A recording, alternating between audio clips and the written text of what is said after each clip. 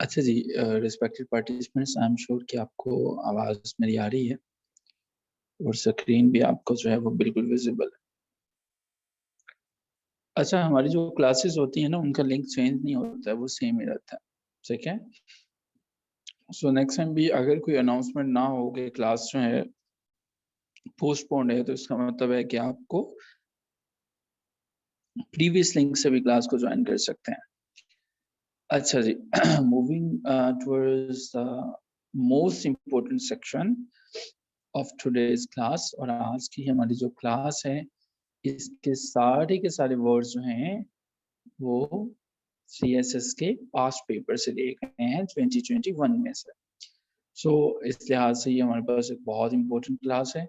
सो पहला सेक्शन जो हम हस्बे आदत हमारा होता है, वो हमारा है वोकैब्युलरी का सेशन जो है वो। सो वोकैब्युलरी के अंदर आज हम जो हैं वो 2021 के पेपर की वोकैब्युलरी को ना सिर्फ समझेंगे, बल्कि इसको याद भी करने की कोशिश करेंगे और कोशिश करेंगे कि इसको हम आज ही सेंटेंसेस के अंदर भी यूज़ करें और हम देखें कि आपको ये समझ में आया है। ओके जी। देखते हैं हमारे पास कितने ऐसे एक्टिव माइंड जो हैं, जो कि आज इसको और उसके बाद है, ठीक है जी। सो पहला वर्ड है HAGI, यहाँ तक तो है आसानी से याद कर लीजिए, दैट इज़ हैग्यू। और अगर जो है आप हैग्यू के बाद हम याद करेंगे GRAPHIC, हैग्योग्राफिक। हैग्योग्राफिक का मतलब ये होता है जब आप किसी चीज़ को, जो ऐसी चीज़ जो कि मुक़द्दस औराक के मुतल्लिक हो, मुक़द्दस किताबों के मुतल्लिक हो, कुरान पाक के मुतल्लिक हो, अंजील के मुतल्लिक हो, ठीक है?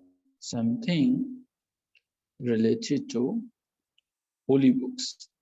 सो अभी जो है हैगियोग्राफिक जो है, अगर आपको इसका समझ में आ चुका है, so you are supposed to make a sentence. इसको यूज़ करें अपने किसी भी सेंटेंस में, that will make it sure कि आपको इसकी समझ आ गई है। और इसको ज़रा क्विकली कीजिएगा ताकि हम जो हैं ये इसके बाद नेक्स्ट मूव ऑन करें। हैगियोग्राफिक को something that is related to the holy books, that is the hagiographic. So इसको आपने यूज़ करना है अपने एक सेंटेंस के अंदर। जी।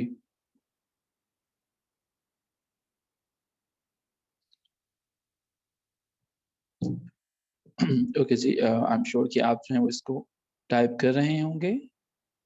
Holi Quran have hagiographic verses, okay. हम ये भी लिख सकते हैं the verses of holy Quran are hagiographic, एक ही बात है। ओके जी। मूविंग ऑन, आई थिंक कि एहसान ने अगर टाइप कर लिया तो बाकी भी कर सकते हैं। लेकिन हमारा है hagiography डी और जो है, या हम एक करते हैं डेमी गॉड वर्ड है डेमी, ओके। डेमियर्स, ये जो डैशेस दरमियान में है, ये बेसिकली आपको समझाने के लिए है, ठीक है जी। सो डेमियर्स का मतलब है the creator of the universe, creator of the universe, God की बात हो रही है यहाँ पे, ठीक है जी।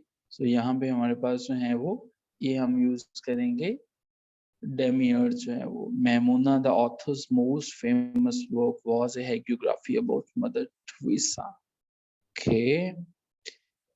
मदर टेरेसा जो हैं वो तो गालिबन कोई रिलीजियस एंटिटी नहीं है, तो आई थिंक उनके मुतालिक शायद हम जो हैं वो यही यूज़ कर सकते हैं।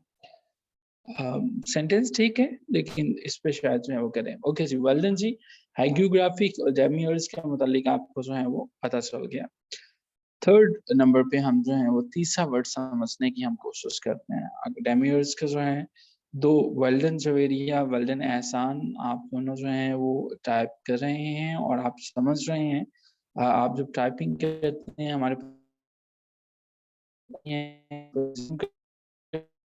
आ रही है, और जब तक आप जो हैं वो इस खुशफ़हमी में रहते हैं कि इस खुशफ़हमी में रहते हैं कि अच्छा जी, हम लोग जो हैं वो बस नाम भी टाइप करें तो चलेगा, ठीक है।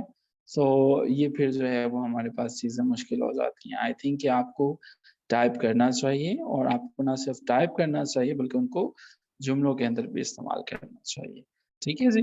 सो ये हम जो है वो इसको करेंगे। अच्छा जी सर, सिनोनिम्स क्या हैं? अच्छा जी, एगियोग्राफिक का आप ये भी कर सकते हैं कि जिसमें हमारे पास जो है वो गशिंग हो सकता है, फुलसम हो सकता है, एक्सेसिव हो सकता है, having a lot many blessings हो सकता है, ठीक है। सो इसके लॉट मेनी जो है वो हमारे पास जो है वर्ड हो सकते हैं। डेमियर्स के भी इसी तरह से आपके पास डाइटी हो सकता है, लॉर्ड हो सकता है, ब्लेसर हो सकता है, सुप्रीम पावर होल्डर हो सकता है, गॉड हो सकता है। सो लॉट मेनी वर्ड्स आप इनको लोकेट कर सकते हैं, ठीक है। So very I think I have answered your question.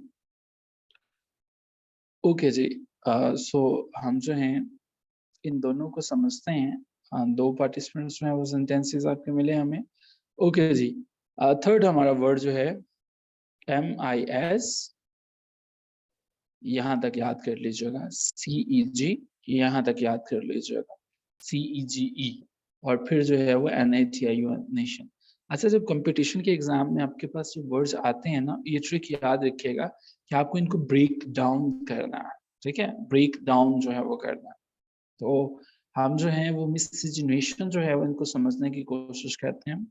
बाज़ औक़ात ऐसा होता है कि हमारे पास जो है मिससिजनेशन का मतलब होता है कि when we are going to put two different generation in contact, okay. So that is basically miscegenation, इख़लाते नस्ल का होना। So when you have basically हमारे पास जो है वो रिप्रोडक्शन जो है वो इस तरह से हो जिसमें हमारे पास दो मुख्तलिफ स्पीशीज जो हैं वो इन्वॉल्व होती हैं। So that is miscegenation, okay, miscegenation. So when we have two different species, so इसको हम जो है वो कर सकते हैं कि हमारे पास जिस तरह से हमारे पास जो है वो एक बड़ी कॉमन सी एग्जांपल होती है कि खच्चर जो होता है वो मिससिजनेशन की जो है वो एक प्रोडक्ट है। इसी तरह से जब हम भी कोई भी लाइफ में देख रहे होते हैं इसकी एग्जांपल मिससिजनेशन की, हमारे पास रियल लाइफ में ऐसी तहज़ीब व तमद्दन जो कि दो मुख्तलिफ तरह से जो है वो वजूद में आती है। जिस तरह से अगर कोई पर्सन है वो अमेरिकन जो है वो स्लोगन्स भी रेज़ करता है और पाकिस्तान का पासपोर्ट होल्डर भी है, तो that is he is basically a type of miss enjoying miscegenation of cultures, ठीक है जी। सो समथिंग क्रॉस ब्रीड को हम जो है वो कह सकते हैं, ठीक है जी, cross breed. So a person having hands in glove with two nations, ठीक है जी। ये हमारे पास जो है वो मिससिजनेशन है। आज की वोकैब्युलरी हमारी थोड़ी डिफिकल्ट है, पर आज की वोकैब्युलरी में एक्सपेक्टेशंस आपसे ये हैं कि ये सारे के सारे वर्ड आपको याद होने चाहिए, ठीक है। और ये बहुत आसान है इसको याद करना। 5 वर्ड रहेंगे की कोशिश करेंगे कि आपको जो है कहाँ तक पता चला और कहाँ तक आपको समझ में आए। ओके जी। नंबर 4 पे हमारे पास है VIS। VIS और उसके बाद मैं डैश पुट करूँगा CERAL, विसरल, ठीक है। विजुअल का मतलब होता है कि जब आप जो है हम एनाटॉमी हमारे पास जो है वो साइंस की एक ऐसी ब्रांच है जो इंसानी जिस्म के अंदरूनी अज़ा का जो है उसके मुतालिक बातें करती है। सो विसरल का मतलब होता है when you are talking about the internal parts of the body, या विसरल का मतलब है हमारे पास कोई something talking about the internal parts of body. So तो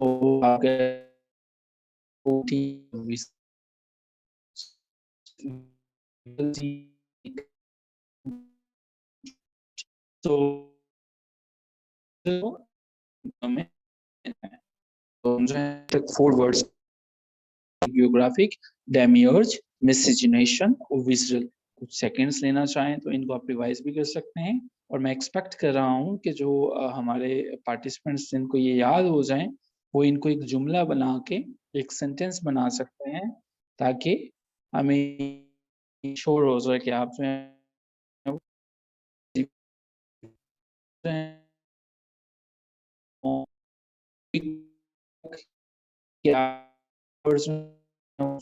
सिटिंग और में से भी चीज़ क्या होते हैं, हम 2-3 पहलुओं को उसमें मद्देनज़र रखते हैं। सबसे पहले हमारी कोशिश ये होती है whenever you are preparing the vocabulary you need to be able to solve all those questions that you are going to have in your paper. So पहली तो हमारी ये कोशिश होती है. Second thing is that whatever you are covering that should be 110% related to your paper. Third thing is that कि आप कोई भी चीज़ इतनी आसान या मुश्किल जो है वो यहाँ पे क्लास में जो है वो इंतहाई मुश्किल चीज़ें भी हम डिस्कस करें और इंतहाई आसान भी करें। सो आज जो है वो हम कुछ मुश्किल की तरफ जो है वो बढ़ रहे हैं। सो हमारे पास 5वां वर्ड है डिरेसिनेट। DERA के बाद आप डैश पुट कर सकते हैं और डिरेसिनेट जो है, डिरेसिनेट का मतलब होता है जब आप किसी भी चीज़ को उसकी जड़ से जो है वो वेल्डन जी, ज़किया बतूल अपरूट कर देते हैं। सो जब आप किसी चीज़ को अपरूट कर देते हैं, जड़ से उखाड़ देते हैं, दैट इज़ डिरेसिनेट, दैट इज़ डिरेसिनेट। ठीक है जी? वो हमारे पास डिरेसिनेट के जो है वो मानों में इस्तेमाल होते हैं। ज़किया, आप लोगों की बैच में ये क्लास का लिंक गलती से शेयर हो गया और इनकी क्लास में शेयर करना था बैच 21 में, तो ग़ालिबन बैच 20 में करना था और 21 में हो गया। आपका तो 21 है ना ज़किया? तो इस वजह से जो है आपने क्लास को जॉइन कर लिया। आई वाज़ एक्सपेक्टिंग कि पार्टिसिपेंट्स ये वाले इन्होंने जॉइन नहीं किया, लेकिन वो आपकी ग्रुप के अंदर लिंक शेयर हुआ था। तो आपके तो ज़किया रिकॉर्डेड सेशन चल रहे होंगे आई एम श्योर और आपकी क्लासेस ठीक चल रही होंगी। आप एन्जॉय कर रहे होंगे अपनी क्लासेस को।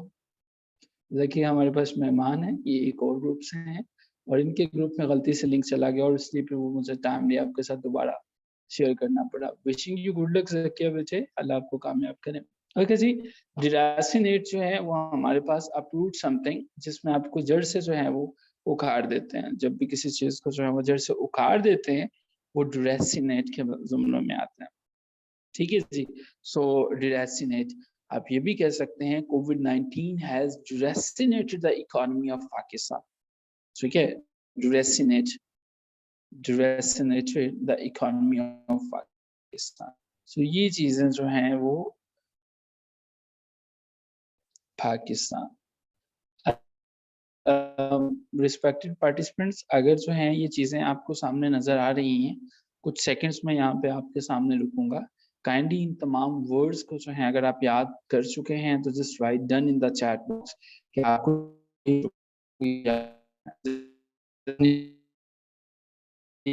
आपको जो है वो याद हो चुके हैं। जी, किसी को कोई word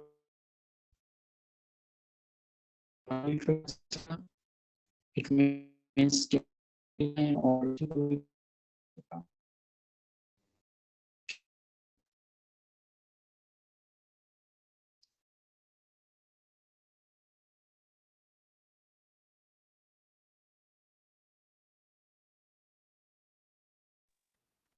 okay, go to your answer.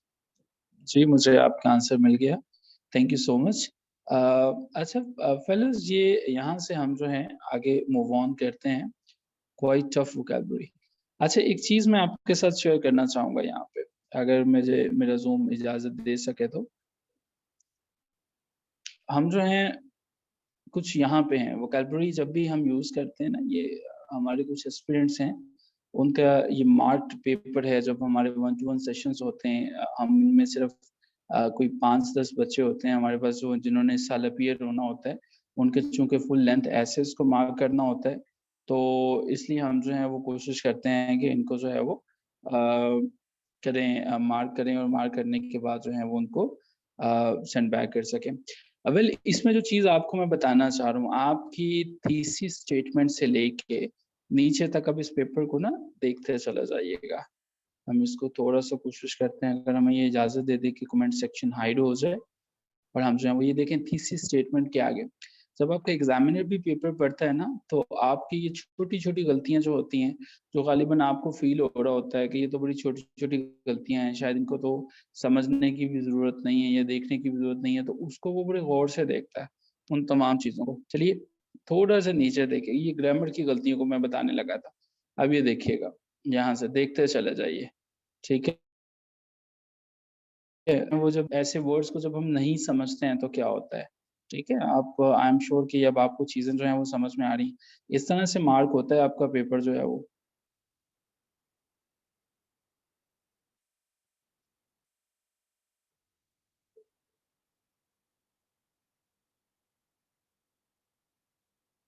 Okay जी। सो इस तरह से जो है वो पेपर मार्क होता है और पेपर मार्क होने के बाद जो हाल होता है वो इस तरह से होता है हमारे पास ना खुशफ़हमी होती है कि हम लोग समझ रहे होते हैं कि पता नहीं क्या बात है, हमने तो बड़ा अच्छा पेपर लिख के आए थे, ठीक है? और उसके बाद जो है क्या-क्या होता है पेपर के अंदर ये फिर हम जो हैं वो यहाँ पे देखते हैं कि अच्छा अगर आप गौर करें ना आपको शायद ये नज़र आ सके ये अभी आपकी स्क्रीन पे ना आ जाता है कि ये वेल बीइंग के बाद ना एक डॉट लगा हुआ है। अगर आप यहाँ पे आपको ये नज़र आ रहा है वेल बीइंग के बाद? ये यहाँ पे आप जो है वो देख रहे हैं? ये वेल बीइंग के बाद डॉट नज़र आ रहा होगा आपको जो है वो, ये देखिएगा। अब यहाँ पे और ये इनकी जो मिस्टेक्स हैं, ये आर जो हैं, ये सारी की सारी चीज़ें जो हैं और ये आगे चलते चला जाइएगा, ठीक है? अब ये जो है, अब ये आपको ना कुछ डिब्बे-डिब्बे नज़र आना शुरू हो गए हैं। अब ज़रा मैं आपको समझाना चाहता हूँ कि पेपर जब मार्क होता है, क्या होता है? अब इसके ऊपर देखिए ये, अब ये देखिए ये कमेंट जो है वो आ गया इसके ऊपर। Is it justified ending without any conclusion of the previous statement? अब दूसरा कमेंट देखिएगा कि ये क्या है? Please do mention some supporting details how it is going to give the rise to the intolerance. अब यहाँ पे आ जाइएगा। Myopic strategies of the less educated people के वो लाइनें जो हैं, जो मिस्टेक्स हैं। What type of resources as the country has a lot many resources like जो भी इसके ऊपर जो कमेंट्स हैं वो सारे के सारे आपको नज़र आते हैं। इस तरह से एक ऐसे ना मार्क होता है और उसके साथ जो है वो ये अब ये कमेंट ज़रा देखिएगा हो सके तो इसका स्क्रीनशॉट ले लीजिएगा। Not a single reference to international reports, any think tank, always stand on the shoulders of giants. So this is something when we talk about vocabulary इसलिए हम time and again जो है वो आपसे रिक्वेस्ट करते हैं कि आप इनको जो है वो देखें और इसको समझना ये ज़रूरी है। तो ये छोटी-छोटी चीज़ें होती हैं ना, ये हमें इन बड़ी-बड़ी चीज़ों से बचाती हैं। ठीक है? ये इस तरह से सारे ये एक ऐसे जो है वो एक सीएसएस एस्पिरेंट था, जिसके बाकी तमाम सब्जेक्ट्स पास थे और वो काफ़ी होपफुल था ऐसे के हवाले से और ये देखिएगा कि ये उनका ऐसे जो है वो मार्क हुआ और फिर हमने जो है वो उन्हें जब सेंड किया डेफ़िनेटली, तो आपको ये जगह-जगह पे ना ये डिब्बे नज़र आ रहे हैं और ये पता चल रहा है कि इसके अंदर जो है वो क्या हुआ हुआ है। तो ख़ैर हम इस पे पूरी क्लास तो नहीं अपनी लगा सकते सीखने को मिले, यहाँ पे जो है ये देखिएगा। इनका भी अगर आप लेना है स्क्रीनशॉट ले सकते हैं। ये नज़र नहीं आ रहा, अभी आ जाता है। जी, ये देखिएगा। No mention of international reports, Punjab out of children, KPKs, all provinces वगैरह-वगैरह। इनकी ये सारी की सारी प्रॉब्लम्स हैं। ये सब प्रॉब्लम्स एकदम से खत्म नहीं होती हैं। इनको खत्म करने के लिए जो है वो क्या होना चाहिए, तो इससे आप जो है चीज़ों को खत्म कर खत्म इस तरह से खत्म इस तरह से करेंगे, आप जो है वो लर्निंग फेज़ के अंदर जो है वो चले जाएँगे। ठीक है जी। हम जो हैं वो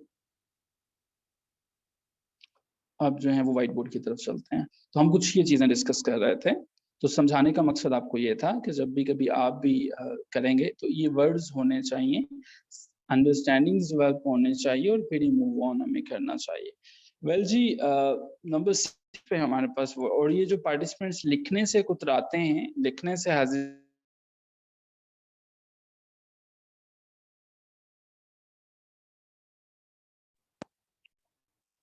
नंबर 6 पे हमारे पास जो वर्ड है दैट इज़ BRICOLAGE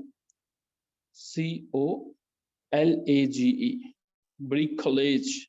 ब्रिकलेज का मतलब होता है आपने देखे मैंने आपसे कहा कि मुझे किसी चीज़ को कंस्ट्रक्ट करना है, मुझे किसी चीज़ को बनाना है, तो अब वो मैं किस तरह से बनाऊँगा? जो भी चीज़ मेरे हाथ में आई मैंने उसको पकड़ के उससे क्या किया? उसे बना दिया, ठीक है जी?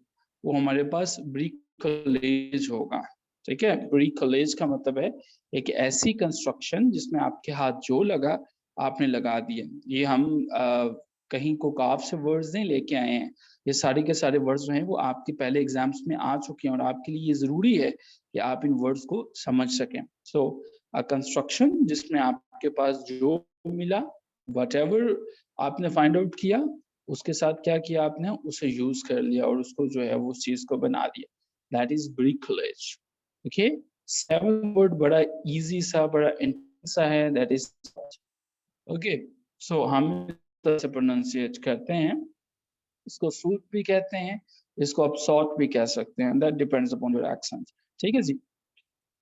सो सॉट से मुराद हमारा एक ऐसा पर्सन है जो कि एक हैबिचुअल होता है, हैबिचुअल ड्रिंकर होता है, हैबिचुअल अल्कोहलर होता है।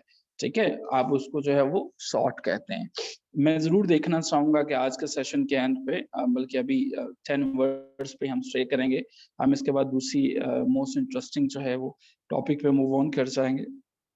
उन लोगों को जिनको ये सारे के सारे वर्ड्स जो हैं वो याद हो चुके हैं, बिकॉज एक अच्छी वोकैबुलरी के बगैर आप कभी भी कंपटीशन के एग्जाम्स को compete नहीं कर सकते हैं। ठीक है, सो जी नेक्स्ट वर्ड हमारे पास, याद कीजिएगा, DEFEN, फैन। बड़ा इजी सा है, डी फैन। और उसके बाद जो है वो ES, डी फैन, ESTRATION। डिफेंस्ट्रेशन का मतलब है, डिफेंस्ट्रेशन का मतलब है जब आप किसी भी पर्सन को पकड़ते हैं और उसको क्या करते हैं, उसको विंडो से बाहर फेंक देते हैं। ये किसी भी चीज को पकड़ते हैं उसको खिड़की से बाहर फेंकते हैं, ये बाकायदा एक टर्म है। ठीक है, डिफेंस्ट्रेशन का मतलब ही ये है, जब आप किसी भी चीज को खिड़की से बाहर फेंकते हो, उसको जब विंडो से बाहर फेंकते हो, वो डिफेंस्ट्रेशन होती है। ठीक है, अक्सर वो जो किलर होते हैं मूवीज में आपने देखा होगा कि मूवीज में वो क्या करते हैं, किसी भी पर्सन को उठाते हैं और वो उसको जो है वो बाहर फेंक देते हैं, मार देते हैं, मर्डर कर देते हैं, वो डिफेनेस्ट्रेशन का जो है वो शिकार होते हैं। ओके जी। सो नाइन्थ वर्ड हमारे पास जो है डिफेनेस्ट्रेशन को समझ लीजिएगा, एक दफा फिर इसको देख लीजिएगा, उसके बाद हम मूव ऑन करते हैं। अच्छा जी, ALLUSION, एल्यूजन का मतलब आपको पता है किसी को, जरा लिख सकते हैं एल्यूजन का क्या मतलब है? एल्यूजन का मतलब आपको पता है किसी को, क्या मतलब होता है? बड़ा आसान सा मतलब है वैसे इसका, क्या गलत भी लिख सकते हो आप जो है वो, किसी को नहीं पता कि एल्यूजन का मतलब क्या होता है? वेरी गुड, परसेप्शन, ख्याल आपका जो होता है। ओके, बाकी जो हैं वो भी अगर इस पर लिखें। ठीक है जी, एल्यूजन का मतलब हमारे पास होता है जब हम इशारा देते हैं। ठीक है, इशारा, एल्यूजन जो होता है, ALLUSION की मैं बात कर रहा हूँ। ठीक है, ठीक है, वो जो आप बात कर रहे हैं वो गालिबन आप जो है वो इल्यूजन ILL से कह रहे हैं, जिसका मतलब धोखा फ्रेब होता है ना, वो आप जो है वो आई से शुरू होता है। खैर, मैं किसी और वर्ड की बात करना चाह रहा था, ये भी मेरे जहन में आ गया तो मैंने आपको बता दिया। अच्छा जी, एल्यूजन जिस तरह से शुरू होता है ना ALLU से, ये वर्ड भी वैसे ही शुरू होता है, लेकिन इसके एंड पे आता है VIAL, एल्यूवल। ठीक है जी, एल्यूवल। एल्यूवल से मुराद आपकी वो वाली जमीन है जो कि सैलाबी जमीन है। देखा है दरिया के किनारे जो है, मिसाल के तौर पर वो दरिया जब भी आता है, वो वेव्स आती हैं, वो मट्टी ऊपर लेके आती हैं, तो वो मट्टी जो होती है वो वहां पे क्या होती है, वो जमा होती चले जाती है और एक जो है वो इस तरह से ग्राउंड से बनती चले जाती है। अभी जो सैलाबी मट्टी है, दरिया का पानी जो लेके आता है, आवारा पानी जो लेके आता है, वो हमारे पास क्या होती है, एल्यूवल। और ये मट्टी बड़ी फर्टल होती है, ये मट्टी बड़ी जरखेज होती है। ठीक है जी, तो एल्यूवल का मतलब हमारे पास जो है, हम इसको फर्टैलिटी के मीनिंग्स में भी इस्तेमाल कर सकते हैं और इसे हमें ये भी कह सकते हैं कि एक ऐसा पर्सन जो कि इस तरह से इकट्ठा हो कि उसको वेव्स ने इकट्ठा किया हो, उसको मुख्तलिफ जमाने की गर्दिशों ने इकट्ठा किया हो। जैसे एल्यूजन का मतलब होता है ना हवाला देना, इसी तरह से इस एल्यूवल का मतलब है जिसको इकट्ठा किया गया। ठीक है जी, और लास्ट वर्ड एक स्क्रीन पे नजर देख लीजिएगा और उसके बाद हम क्विकली देखेंगे इन तमाम वर्ड्स को और उसके बाद हम मूव ऑन करेंगे। ओके जी, बड़ा इजी सा वर्ड है हमारे पास, ये वर्ड है चॉजल, ठीक है, TOUSEL, चॉजल। चॉजल का मतलब ये है दड़म बड़म कर देना, उलझा देना, डिस्टर्ब कर देना, किसी को इन अ फिक्स में पूछ कर देना, किसी को परेशान कर देना, ठीक है। जैसे पीडीएम ने क्या किया, PDM has tousled the government, उनको बिल्कुल एक दफा उलझा के रख दिया, that is the tousle the government, ठीक है। या your sudden proposal tousle the girl, ठीक है, कुछ भी हो सकता है। So it is right time to check your vocabulary, देखते हैं कि कितने क्विक हो, कितने शॉर्ट माइंडेड हो और शार्प माइंडेड हो in fact.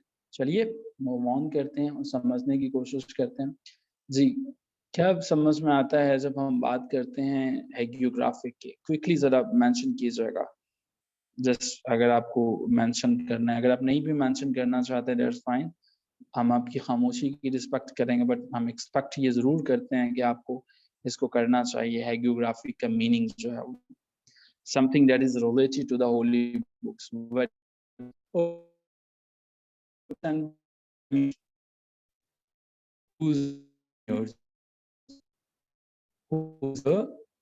who is demiurge, demiurge जी, क्या होता है जी demiurge?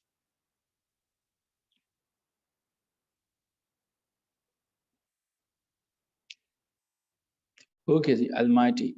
Okay ji, what do you understand by miscegenation? Quickly, miscegenation.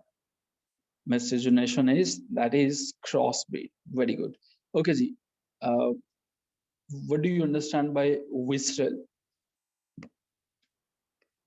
Visceral, something that is related to inner part of and not.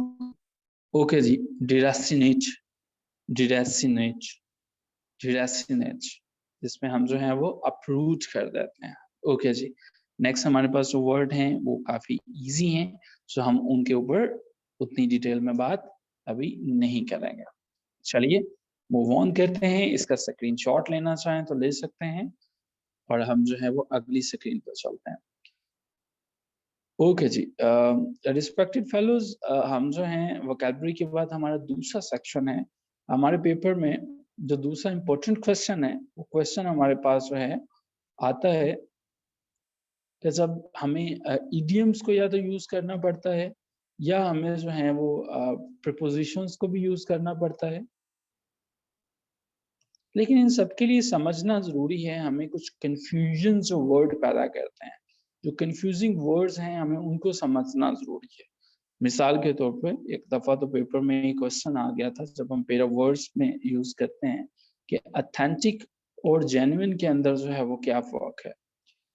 सो आज ये फर्क भी समझ लीजिएगा, हम 10 वर्ड्स जो हैं वो ऐसे समझेंगे, उसके बाद हम थर्ड सेक्शन की तरफ मूव कर जाएंगे और थर्ड सेक्शन में आज हम सीखेंगे कि हमें ट्रांसलेट कैसे करते हैं उर्दू से इंग्लिश में। ठीक है जी, ऑथेंटिक एंड जेन्युइन पहला वर्ड है, समझने की कोशिश कीजिएगा। अच्छा जी, हम अक्सर औकात ये बात करते हैं कि ऑथेंटिक है और जेन्युइन, हम इनको सिनोनिम्स के तौर पर यूज कर लेते हैं। याद रखिएगा, जेन्युइन की बात ये है कि मिसाल के तौर पर अरसलान साहब जो हैं वो एक बुक लिख रहे हैं, एक किताब के राइटर हैं। अगर जो है इनकी किताब जो है वो कोई और, मिसाल के तौर पर जो है वो नईम साहब जो है वो अपने नाम से पब्लिश करना शुरू कर देते हैं, तो इट मीन्स उस बुक का जेन्युइन राइटर कोई और है, असली राइटर उसका कुछ और है। ठीक है जी, लेकिन ऑथेंटिक से मुराद ये है जो किताब लिखी गई है, उस किताब के अंदर जो मटेरियल है वो सारे का सारा जो है वो दुरुस्त है, वो सारे का सारा करेक्ट है। ठीक है जी, सो हम क्या कहेंगे, जेन्युइन से मतलब ये, समझ में आया फर्क आपको? थोड़ी कंफ्यूजन है। जेन्युइन से मतलब ये है कि जो उसका जो पर्सन है, जो उसका ऑथर है उसी का नेम है तो वो जेन्युइन है। ऑथेंटिक से मतलब जो है कि वो किताब लिखी हुई है वो मटेरियल से भी रिलेटेड है, उसका मटेरियल जो है उससे रिलेटेड भी है। मिसाल के तौर पर आप कोई भी किताब खरीदते हो जो कि मिसाल के तौर पे आपकी बोन्स के ऊपर है, हड्डियों के ऊपर है, लेकिन वो ऐसी कोई बात ही नहीं करती है, तो वो बुक जेन्युइन तो हो सकती है, ऑथेंटिक नहीं हो सकती है। ठीक है जी, ऑथेंटिसिटी उसकी जो है वो उसके ऊपर हमारा डाउट है।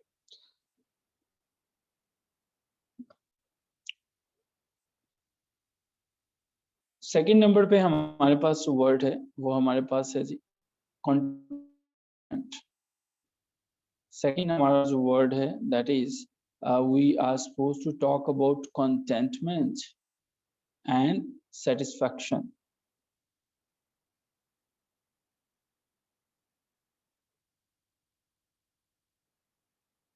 सेटिस्फैक्शन।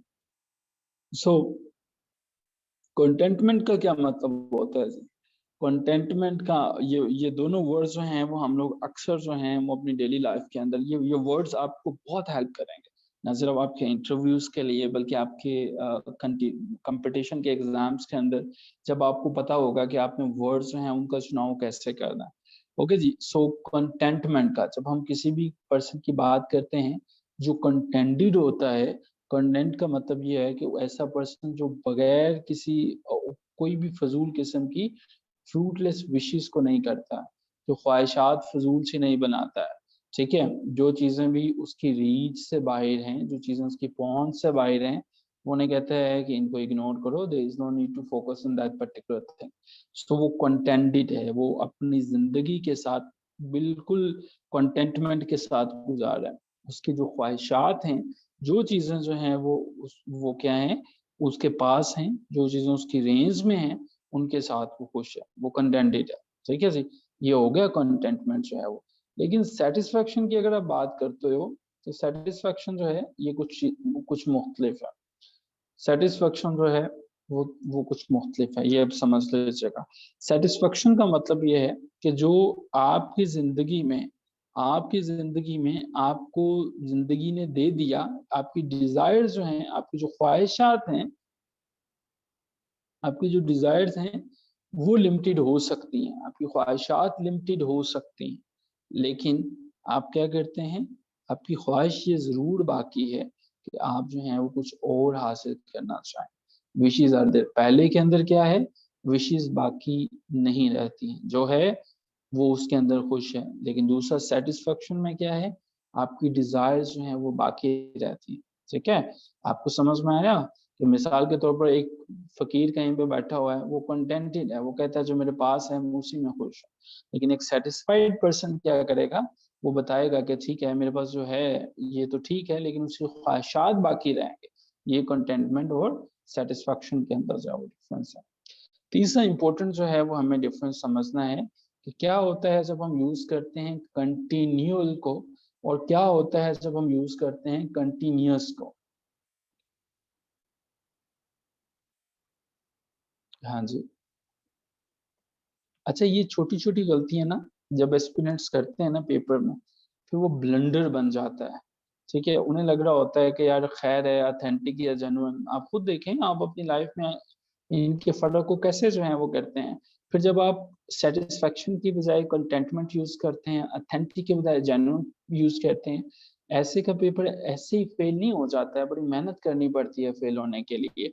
और उनके लिए तमाम एलिमेंट्स को समझना पड़ता है। जब हम समझते नहीं है, हमारी कोशिश क्या है, हम लोग बहुत जल्दी ब्लैकमेल हो जाते हैं, सेल्फ ब्लैकमेल हो जाते हैं। वो क्या है, सेल्फ ब्लैकमेलिंग क्या है, ठीक है कर लूंगा यार, ये आज की क्लास में ना भी लूँ तो खैर है, आज ठीक है, मैं तो खुद बहुत जीनियस हूँ, अफलातून हूँ, घर में बैठ के मैंने ये देखो अभी सारी की सारी चीजें खत्म कर लेनी है। ये कंटिन्यूअल और कंटिन्यूस में तो कोई फर्क ही नहीं है। इंटरव्यू में क्वेश्चन पूछा गया, तो what is the difference between distinguish and discriminate. Aspirant कहता है जी सेम है, दोनों चीजें सेम है। अब यार ये कैसे सेम हो सकता है? ठीक है, एक सिंपल सा क्वेश्चन आपसे पूछा गया, डिस्टिंग्विश और डिस्क्रिमिनेट के अंदर फर्क क्या है? तो जब वो सेम है तो फिर आप अपने ऐसे में फेल ही होंगे। ठीक है, जिसमें ऑथेंटिक का मतलब वो होता है कि जो एक किताब है, मिसाल के तौर पर वो किसी बीमारियों से मुतल्लिका है, उसके अंदर वो डिजीज के मुतल्लिक कोई बात ही ना हो, तो वो हमारे पास क्या होती है, वो किताब जो है वो ऑथेंटिक नहीं होगी। और जेन्युइन का मतलब ये है कि जो राइटर है वो उसका असली राइटर जो है वो होना चाहिए। ओके जी, कंटिन्यूअल और कंटिन्यूस के अंदर जो है वो हमारे पास है। कंटिन्यूस जो है वो हमारे पास क्या होता है, कंटिन्यूस का मतलब होता है कि जिसके अंदर अनइंटरप्शन हो, ठीक है, एक ऐसा एक्शन जो कि अनइंटरप्टेड हो, ठीक है, अनइंटरप्टेड हो, जिसके अंदर बगैर किसी भी किस्म का कोई रुकी हुई चीज ना हो, अनइंटरप्शन हो, वो चलता चला जाए, चलता चला जाए, चलता चला जाए, वो होता है अनइंटरप्शन होना, उसको हम कहते हैं कंटिन्यूस, ठीक है जी। लेकिन इसी के बरअक्स जो है वो कंटिन्यूअल है। कंटिन्यूअल का क्या मतलब होता है? कंटिन्यूअल से मतलब ये है कि जिसमें आपके पास जो है वो पॉजेज आ जाते हैं, जिसमें आपके पास जो है वो गैप्स आ जाते हैं, ठीक है, वो आपके पास कंटिन्यूअल होता है। तो सीएसएस या पीएमएस के लिए आपको कौन सी जो है वो मेहनत करनी पड़ती है? आपको इसके लिए कंटिन्यूअस मेहनत करनी पड़ती है या कंटिन्यूअल मेहनत करनी पड़ती है? क्या फील होता है आपको, दोनों में से कौन सा जो है वो हमारे पास राइट इसके लिए वर्ड है, कंटिन्यूअल या कंटिन्यूअस? Very good. अच्छा जी, हम जो हैं इसके बाद नेक्स्ट मूव करते हैं। हमारा अगला जो वर्ड है वो हमारे पास है डिस्टिंग्विश, और हमारी क्लास खत्म होगी तो हम उसी लिंक से दोबारा ज्वाइन कर लेंगे। नेक्स्ट हम जो है वो समझेंगे डिफरेंस जो है वो क्या होता है डिस्टिंग्विश, और इसके अलावा है डिस्क्रिमिनेट को, जो मैंने वर्ड अभी आपके सामने बताया, ठीक है जी। डिस्क्रिमिनेट, तो क्या होता है डिस्टिंग्विश एंड डिस्क्रिमिनेट? देखें, जब आपने डिस्टिंग्विश की बात करनी होती है ना, डिस्टिंग्विश का मतलब ये होता है, ये बातें उन लोगों को भी नहीं पता जो एमए इंग्लिश कर चुके होते हैं, बल्कि एमफिल कर चुके होते हैं। आपकी गिरदो नवाब में अगर ऐसे दोस्त एग्जिस्ट करते हैं, उनसे पूछिएगा कि डिस्टिंग्विश या डिस्क्रिमिनेट में क्या फर्क है। अमूमन ये कॉन्सेप्ट हैं, ये बड़े बेसिक्स हैं, और ये बेसिक्स लेवल आपको पता होना चाहिए। सो डिस्टिंग्विश का मतलब ये होता है, अच्छा जकिया ने एमए इंग्लिश किया हुआ है, वो बता रहे हैं कि उनके भी नॉलेज में शायद